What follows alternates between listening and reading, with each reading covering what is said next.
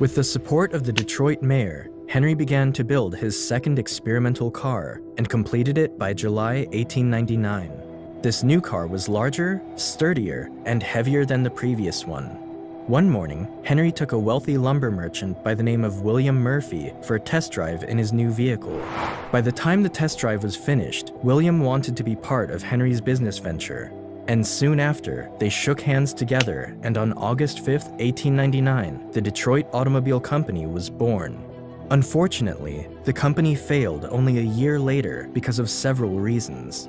Henry's ideas about improving the car he worked on were not in line with the stakeholders' ideas, who were pressuring him to make passenger cars. Another reason was because most of the parts that were required to make his cars were produced by different companies. And as a result of this, whenever a delivery was late, the whole factory had to sit back and wait for the delivery. This slowed production by a significant amount of time.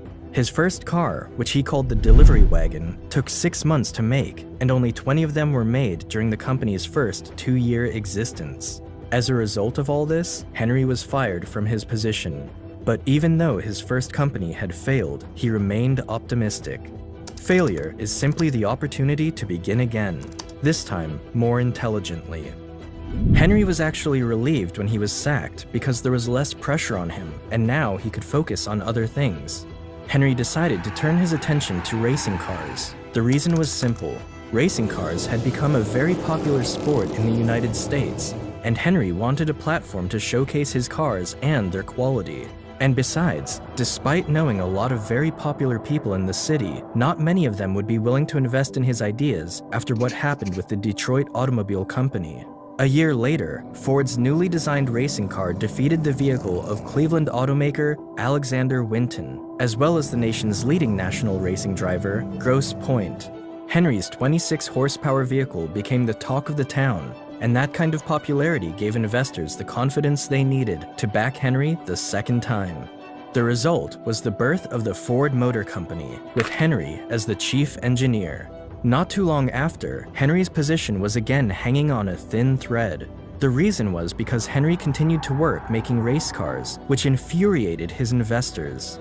They wanted him to create passenger cars they could sell to the masses, and so they brought in another Henry, Henry Martin Leland, to do their bidding. Ford was annoyed they had brought in someone else to take over his place, and so he left the company. In his autobiography, Henry is quoted saying, "I resigned, determined never again to put myself under orders." Henry Leland, on the other hand, followed the wishes of his investors and went on to create what today we know as the Cadillac. With Henry Ford gone, the name of the company was changed from Ford Motor Company to the Cadillac Motor Company. Henry and a former racing cyclist by the name of Tom Cooper continued building racing cars. In 1902, they produced the Ford 999, an 80-horsepower car that was driven by Barney Oldfield, a former bicycle racer who had never driven an automobile in his life, surpassing Winton's car again. By 1904, Henry's new car broke all the American records, driving at a top speed of 91.4 miles per hour. With these records and victories, Henry had established himself as the best American designer for racing cars. With that kind of reputation, he knew he would be backed again by investors whenever he was ready to start up his third company.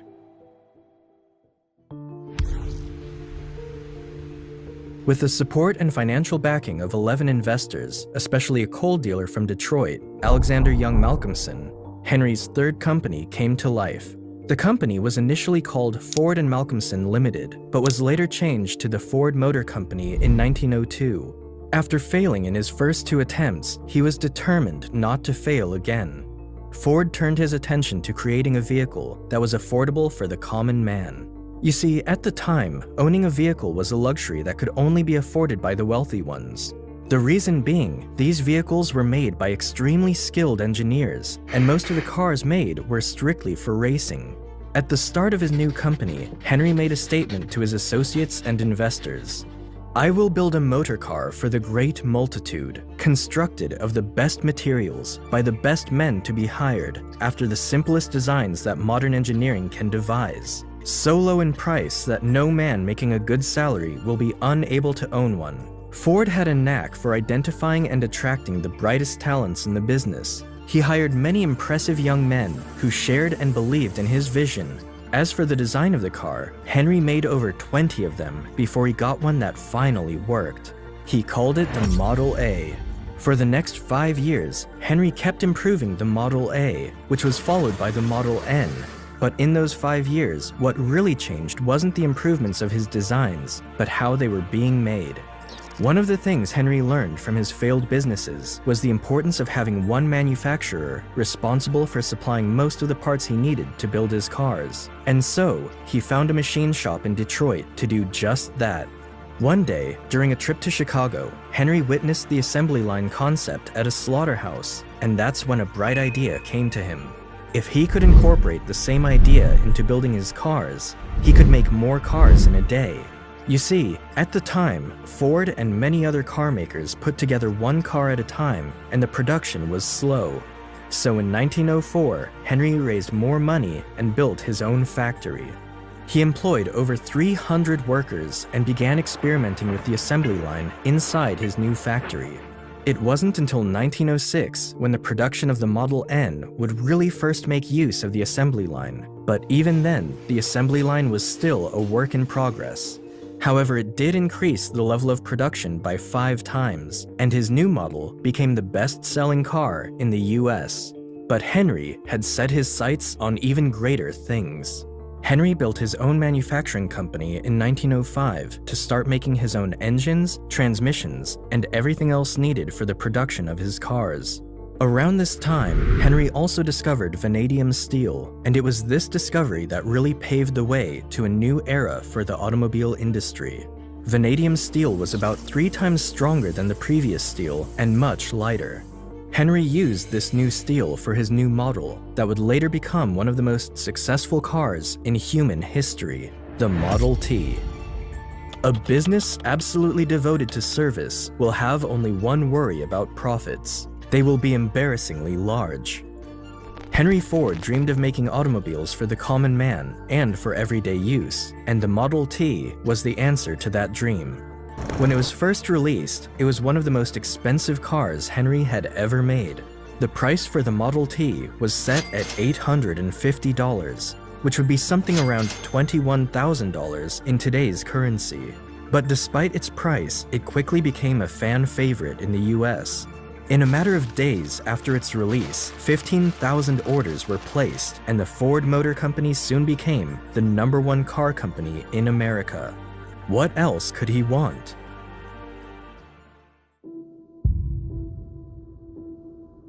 Henry realized he needed a bigger factory to produce over 100 Model Ts a day, and so, in 1910, he built a new plant in Highland Park, Michigan. After several experiments, the assembly line was officially in working order by 1913. This allowed work to be taken to the workers rather than the workers moving in and around the vehicle. The vehicle was pulled down the line, building it step by step, and the new process reduced the time of production from 12 hours to 90 minutes. By 1914, their production rate of over 300,000 vehicles was more than all the cars produced by other car manufacturers combined. Between 1910 to 1916, the number of Model Ts being produced moved from 20,000 to almost 1 million. By then, about half of all the cars on Earth were Fords. Henry had another brilliant game plan that would make him stand out in the automobile market. Every year, the number of the Model T's production output increased, so he reduced the price of the car. In fact, by 1916, the price of the Model T that once sold for $850 was now selling for less than $400. But that wasn't the only brilliant strategy Henry adopted. You see, despite Henry pioneering the age of the automobile in America with the assembly line, a lot of his workers weren't happy with this innovation. Many workers found doing the same thing over and over again boring, and the skilled craftsmen among them found their new job insulting, as they were tasked with just 2 duties instead of building a whole car. As a result, workers began to leave Ford to work for other companies. To combat this, Henry doubled the workers' wage, raising it to $5 a day. Many companies laughed at this move, believing it would quickly bankrupt the company, but it did the opposite. Mechanics from all over the country flew to Detroit in search of higher wages. We believe in making 25,000 men prosperous and contented, rather than following the plan of making a few slave drivers in our multi-millionaire establishments. Not only did Henry Ford increase the wages of the mechanics who now worked for him, but he also gave them an hour off from the number of hours they were required to work. The change in shift allowed Ford to hire a new set of workers for a third shift and create a 24-hour operation. Soon enough, many other car businesses had to do the same in fear of losing their workers to Ford. Henry had changed the business and manufacturing world across the USA. There is one rule for the industrialist, and that is, make the best quality goods possible, at the lowest cost possible, paying the highest wages possible. In 1919, Henry Ford grew tired of the interference from other investors in the company and decided to buy them all out. The result was several millionaires in Detroit, but it also made Henry Ford the sole owner of the largest automobile company in the world. Later, Henry made Edsel Ford, his 26-year-old son, the president of his company, but it was Henry who really ran the show. However, absolute power over the company came with a price that even the richest man in America couldn't ignore.